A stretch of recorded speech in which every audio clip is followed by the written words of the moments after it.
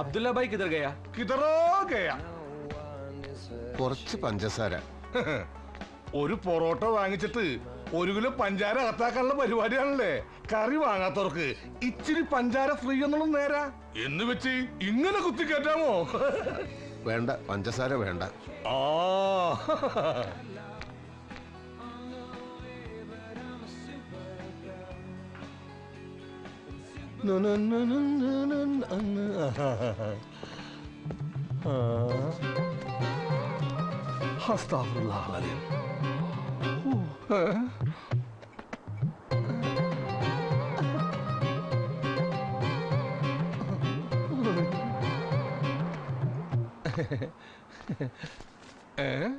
എന്തേത് Indian റുപ്പിയേ?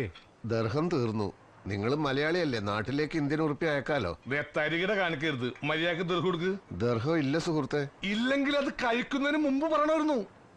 ഈ Indian റുപ്പിയക്ക് വേണ്ടി ഞാൻ ദുബായിൽ ഒന്ന് കച്ചവടം നടത്തണോ? ഈ ഇന്ത്യൻ റുപ്പി ഉണ്ടല്ല, ഇന്ത്യയിലെ ഒറ്റ വിമാനത്താവളത്തിൽ പോലും എടുക്കൂല.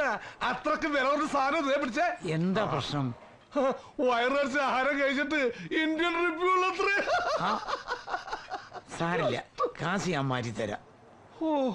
ഇത് ഞാൻ നോക്കിക്കോളാം. നീ പ്ലേറ്റ് ഒക്കെ പോയിട്ട് എടുത്തു വെക്കാൻ നോക്ക്. ആ ടേബിളിലെ. വലിയ ഉപകാരം. നിങ്ങൾ മലയാളി ആയത് നന്നായി. നോമ്പ് കഴിഞ്ഞപ്പം പള്ളിയിലെ ഭക്ഷണം ഇല്ലാണ്ടായല്ലേ. പള്ളിയിൽ വരുന്നത് നിസ്കരിക്കാനല്ലാന്ന് മനസ്സിലായി.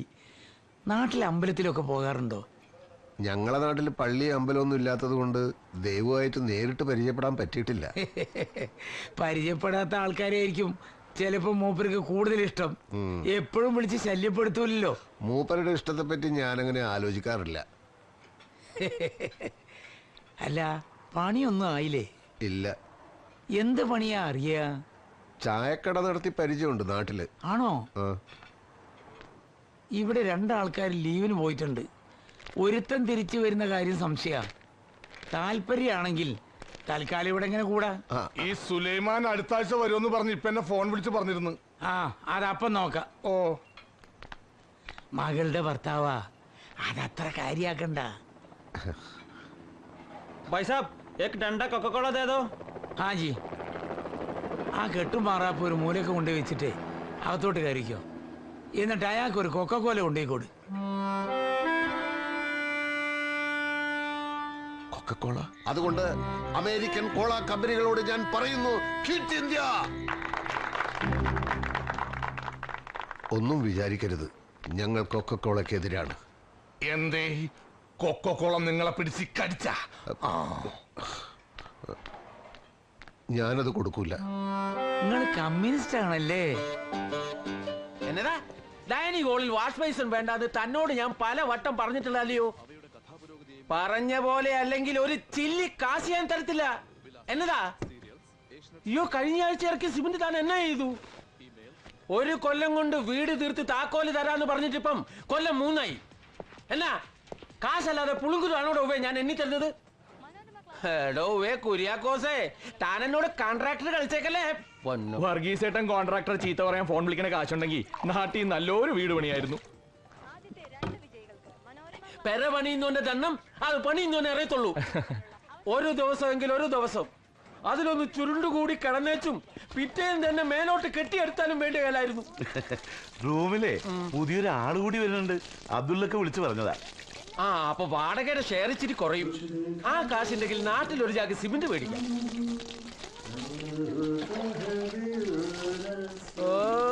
കുളിമുറി കയറി ഇതുപോലെ പള്ളി നീരാട്ട് നടത്തിയ ആ കാശ് അങ്ങ് പോയി കിട്ടും. ഒരു 100 ലിറ്റർ വെള്ളം വേണം ഈ പൂവാലിന് കുളിക്കാൻ. മതിയാക്കടാ. എന്റെ വർഗീസേ, ജലദോഷം കാരണം ഞാനിന്ന് കുളിച്ചിട്ടില്ല. അതും കൂടി ചേർത്ത് സിബീഷ് കുളിച്ചോട്ടെ. ഒന്നിച്ച് താമസിക്കുമ്പോ ഇങ്ങനെ എച്ചിക്കണക്ക് പറയരുത്. ഇവന്റെ കാര്യത്തില വിട്ടേള വർഗീസേ. എല്ലാരും എത്തിയോ? എത്തി. എല്ലാം ടിവിയുടെ മുന്നിലാ. എലക്ഷൻ നാട്ടിലാണെങ്കിലും അതിന്റെ പൊരിച്ചില് മുഴുവൻ ഇവിടെ. ഏത് തെണ്ടി ഭരിച്ചാലും സിമന്റിനും കമ്പിക്കും വില ഉറക്കത്തില്ല. പിന്നെ നമുക്കെന്നതാ?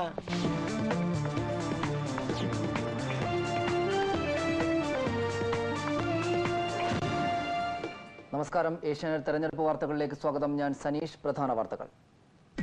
നാളെ ബഷീറിന്റെ ബാർബർ ഷാപ്പിൽ നല്ല തിരക്കായിരിക്കും. മീശ പഠിക്കലും മൊട്ടയടിക്കലും എല്ലാം കൂടെ. മരിച്ചാലും കോട്ടിന്റെ ഉള്ളിൽ നിന്ന് ഇറങ്ങില്ലാതെ തീരുമാനിച്ച ചിലരെയൊക്കെ നാളെ മുതൽ മനുഷ്യക്കോലത്തിൽ കാണാം. അതെ, പി കെ നായർ തോറ്റ ഞാൻ എന്റെ കോട്ടൂരി വയ്ക്കുന്നു ബെറ്റ് വെച്ചത് നേരാ.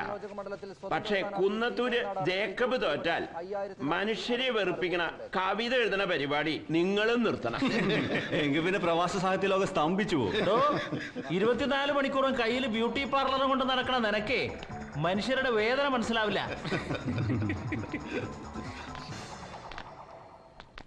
ഇതാ നമ്മുടെ പുതിയ താമസക്കാരൻ മുകുന്ദൻ. ഇത് നമ്പ്യാർ, ഒരു പ്രൈവറ്റ് കമ്പനിയിലെ PRO ആണ്. ഇവിടുത്തെ മലയാളികളുടെ ഇടയില് ആളൊരു പ്രമാണിയാണ്. ഹലോ, 1971 മുതല് ഞാൻ ഇവിടെ ഉണ്ട്. അന്ന് കേറിക്കൂടിയതായി ഈ കോട്ടിനുള്ളില്, പിന്നെ ഇന്ന് വരെ പുറത്തിറങ്ങിയിട്ടില്ല. കോട്ടു നമ്പ്യാരെന്ന് പറഞ്ഞാലേ തിരിച്ചറിയൂ. ഞാൻ പൂക്കുഞ്ഞി, അത് വർഗീസ്. ഹായ്, ഞാൻ സുബീഷ്. ഞാൻ അനന്തൻ. ഞാൻ അബു. ഞാൻ വിശ്വൻ കദളിക്കാട്. വായനാശീലമുണ്ടെങ്കിൽ കേട്ട് കാണും. മുകുന്ദൻ കമ്മ്യൂണിസ്റ്റ് ആണ്. അവരെ പത്രത്തിൽ നിങ്ങളെ കവിത വരാറില്ലല്ലോ. കൊല്ലം കരുനാഗപ്പള്ളി മണ്ഡലത്തിൽ ജനകീയ മുന്നണിയുടെ ഷിഹാബുദ്ദീൻ വിജയിച്ചു. സോഷ്യലിസ്റ്റ് മുന്നണിയുടെ പരമ്പരാഗത മണ്ഡലമായ ഇവിടെ അവരുടെ R ഗോപകുമാറിനെയാണ് ഷിഹാബുദ്ദീൻ പരാജയപ്പെടുത്തിയത്. കോഴിക്കോട് മണ്ഡലത്തിൽ സോഷ്യലിസ്റ്റ് യുവനേതാവ് നജീബ് തൊട്ടടുത്ത എതിർ സ്ഥാനാർത്ഥി മാപ്പിള ലീഗിലെ മുഹമ്മദ് ജബ്ബാറിനെ 762 വോട്ടിന് അട്ടിമറിച്ചു. ജനകീയ മുന്നണിയുടെ കുത്തക മണ്ഡലമായ ഇവിടെ ആദ്യമായാണ് സോഷ്യലിസ്റ്റ് സ്ഥാനാർത്ഥി വിജയിക്കുന്നത്.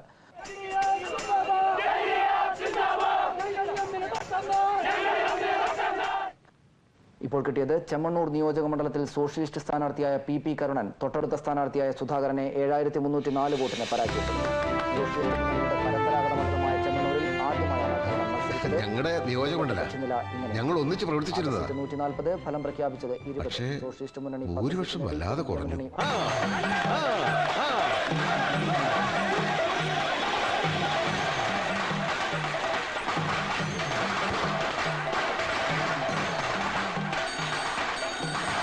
ഹലോ, അതെ, കൊടുക്കാം. ഹലോ ഹലോ,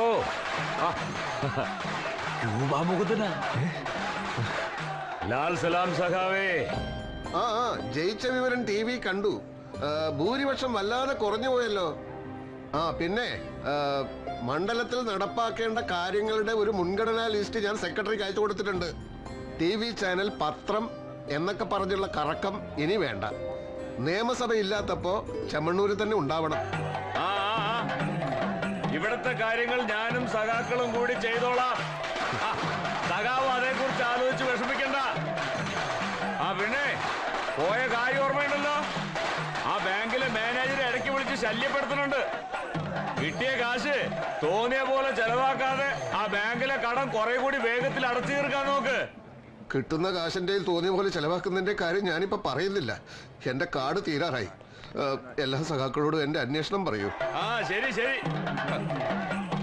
രൂപാമൂന്ന് നമ്മുടെ കയ്യിൽ നിന്ന് പോയെന്നാ തോന്നണേ. അവിടെ പോയപ്പോ ഒക്കെ മറന്നു. ബാങ്കിലെ കടം മറന്നു, നാട് മറന്നു, പാർട്ടീനെ സഖാക്കളെ ഒക്കെ മറന്നു. ദുബായിലിപ്പോ കാശും പൊന്നും വാരിക്കൂട്ടുന്ന തിരക്കില്ലല്ലേ.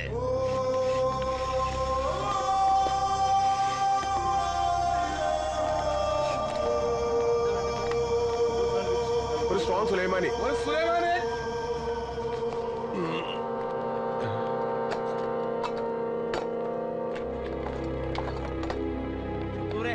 അതങ്ങോട്ട് വേഗം കൊടുക്ക്. മുകുന്ദ, നീ എന്താ ഇവിടെ? അബ്ബാസോ, എനിക്കിപ്പോ ഇവിടെയാണല്ലോ പണി. ഇവിടെയോ? അപ്പൊ അന്ന് മാർക്കറ്റിൽ വെച്ച് പരിചയപ്പെടുത്തി അറബി തന്ന ജോലി നീ വിട്ടോ? ആ അറബി എനിക്ക് ജോലി തന്നില്ലല്ലോ. അയാൾ പിറ്റേന്ന് തന്നെ എങ്ങോട്ടോ പോവാണ്, 5-6 മാസം കഴിഞ്ഞേ വരൂ എന്നാണല്ലോ അന്ന് എന്റെ കൂടെ ഉണ്ടായിരുന്ന ജെയിംസിനോട് പറഞ്ഞത്. ജെയിംസ് അല്ല അയാളോട് സംസാരിച്ചത്. എനിക്ക് അറബി അറിയില്ലല്ലോ. നിന്റെ ആൾക്ക് ജോലി കൊടുത്തുന്നാണല്ലോ പിന്നീട് കണ്ടപ്പോ അറബിനോട് പറഞ്ഞത്.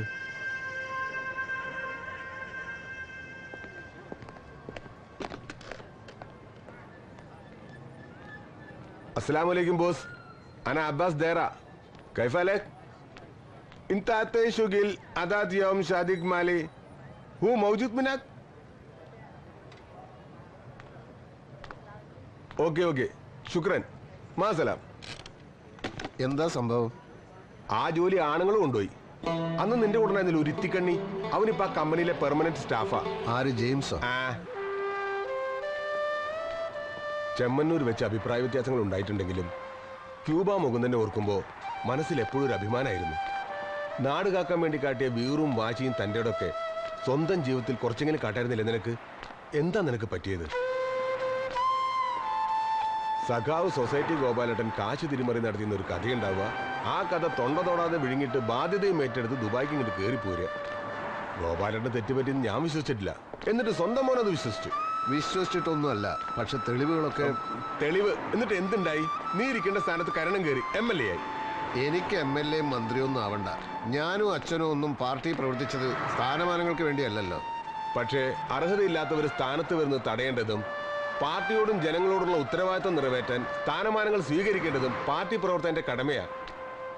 ഒരു ആരോപണം ഉണ്ടായാൽ ഉടനെ രാജിവെക്കാനും ലീവ് എടുത്ത് മുങ്ങാനും നീ ആരാ? AK Antonio?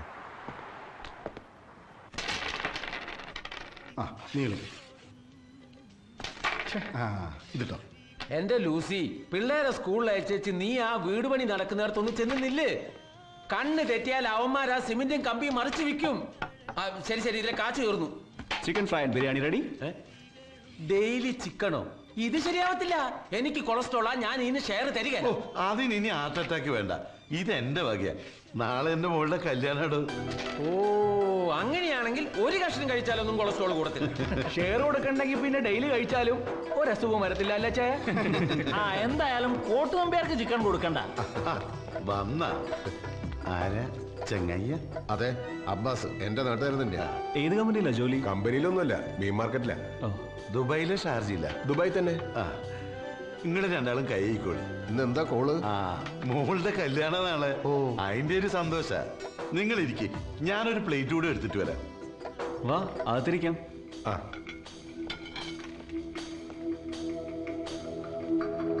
മോളുടെ കല്യാണമായിട്ട് നിങ്ങൾ നാട്ടിൽ പോവാത്ത എന്ത്? ഞാൻ അവിടെ പോയിട്ട് ഇപ്പൊ എന്താക്കാനാ? നിക്കാഹിന് വേണ്ടത് പൊന്നും പണവാ, അതവിടെ കൃത്യമായി എത്തിച്ചിട്ടുണ്ട്. കാര്യങ്ങൾ നോക്കി നടത്താൻ ഓളം മാമന്മാരുണ്ട്. എന്റെ അനിയന്മാര് 3 പേരുണ്ട്. ഫ്ലൈറ്റ് ടിക്കറ്റിന്റെ കാശ് കൊണ്ട് 3 പവൻ കൂടുതൽ വാങ്ങാൻ പറ്റും. എന്റെ ഒരു ആവശ്യമില്ല അവിടെ. പക്ഷേ ഇന്നലെ രാത്രി മോള് വിളിച്ചിട്ട്, ബാപ്പ നിങ്ങളെന്റെ കല്യാണത്തിന് വരൂലെന്ന് ചോദിച്ചിട്ട് ഒരേ കരച്ചില്. അപ്പൊ നമ്മള് കരഞ്ഞു പോയി.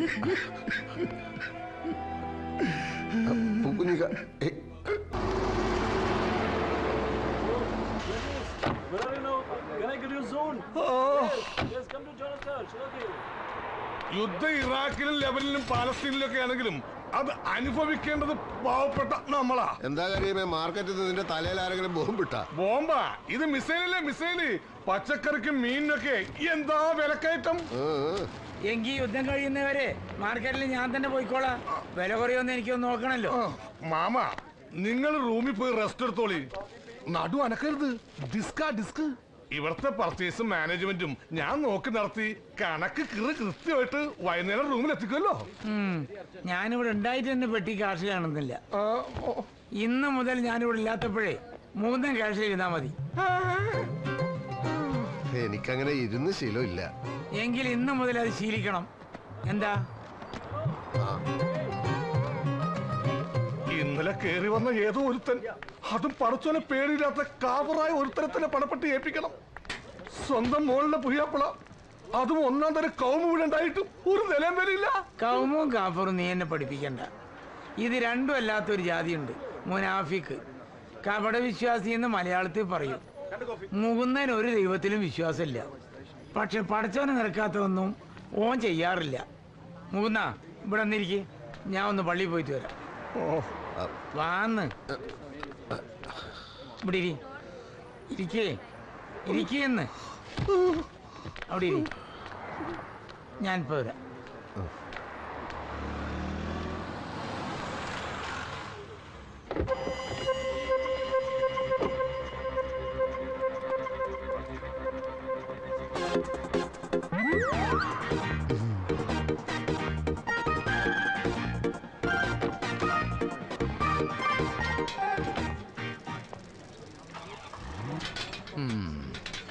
എയർപോർട്ടിൽ നിന്ന് കൂട്ടിക്കൊണ്ടുവന്നത് ഞാൻ, പണിസ്ഥലങ്ങളിലൊക്കെ കൊണ്ടുവിട്ടത് ഞാൻ. ആ എന്നോട് ഒരക്ഷരം പോലും പറയാതെ ഒരു ദിവസം എങ്ങോട്ടോ പോയി. എവിടെയൊക്കെ അന്വേഷിച്ചിട്ട് ഈ സ്ഥലം കണ്ടുപിടിച്ചതറിയോ? എന്തിനിത്ര